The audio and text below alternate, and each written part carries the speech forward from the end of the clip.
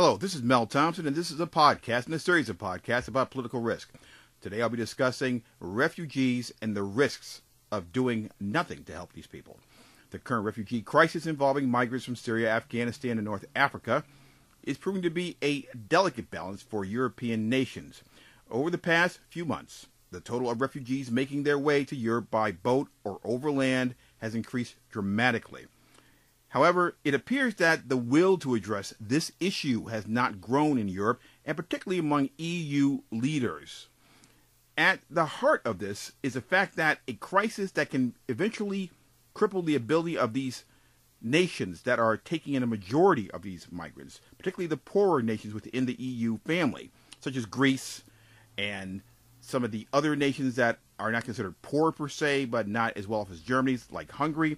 The fact that these countries are taking the brunt of having to take care of these refugees, take them in, and trying to keep everything stable, keep them safe and sound and fed until something can be worked out, is going to create a lot of economic stress on these countries.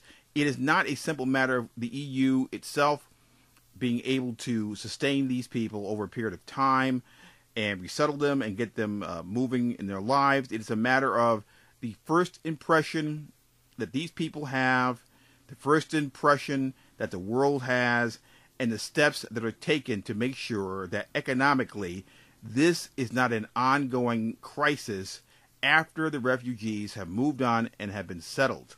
This is a humanitarian crisis, and it needs to be addressed in multiple ways. It cannot simply be a situation where you put them in camps, treat them as if they're just passing through, and then send them on their way. These people need to be resettled and helped. And by not doing so, it creates a multitude of political risks, long-term economic and reputation risks for the countries involved and people who are doing business in these countries. The case for doing what is right and providing aid rendered to these people must trump any kind of xenophobia that any person in any political party in these countries would possibly have. Where the political risk lies for foreign direct investors and companies conducting business in Europe is in a change in government or policy fueled by a decision to help or not to help the refugees. A situation like this would create uncertainty in the area of market entry and without question slow down supply chains during any governmental transition. Another political risk is that of reputation, such as the ones I kind of touched on previously.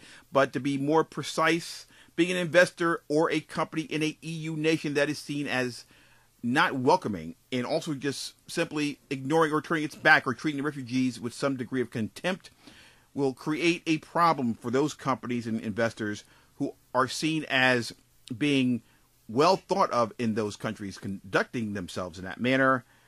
And then they try to go into other countries, and there may be a backlash in the respect that people may say, well, you don't want these companies or these investors here because they were cozy with the same politicians in Europe that treated these migrants badly, and we are personally offended by that. That could create all types of problems in the new target countries, other host countries. It could create all types of problems to the degree where you might even have a certain level of civil unrest, which is also a keen political risk that everybody wants to avoid.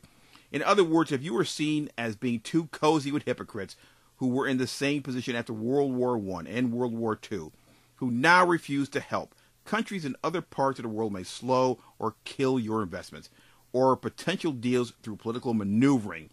No nation wants protests to erupt because they entered into a deal, allowed a project, or issued permits to a company that is seen as anti-refugee. The impact of the EU response is global as to the potential political risk it may create for foreign direct investors and companies doing business in Europe or seeking to conduct business in Europe.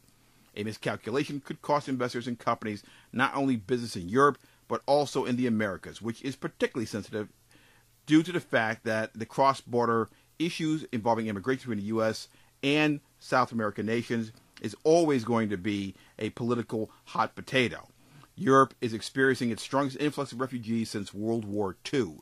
Syria, Afghanistan, Iraq, and elsewhere in the Middle East and North Africa have political and economic climates that make it absolutely essential to leave at some point in some way. No matter where you want to go, it doesn't really matter. Just not where they are is what their whole intent is. And to reject these people and not treat them with some degree of respect and not help them is absolutely hypocritical on the part of the EU. Now, over 70 years ago, the people in Europe went through this, and they need to understand something, that today trade is global, as are political risks, and hypocrisy is not something that goes well and mixes in with trade or global political risks. It is just another element that can have a adverse impact upon foreign direct investment and companies doing business globally. This has been Mel Thompson.